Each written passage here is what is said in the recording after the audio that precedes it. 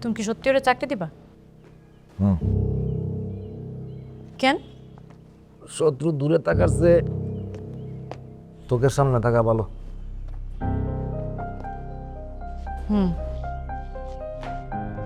ওই বাসা দেখতে যাবা কবে?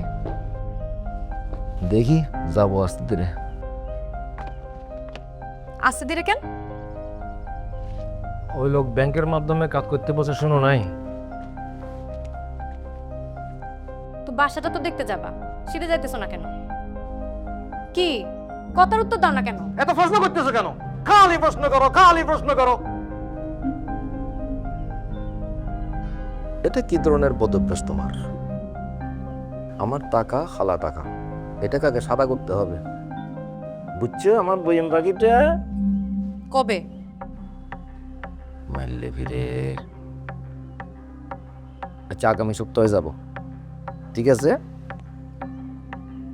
আসো, একটা আপ্পা দিই।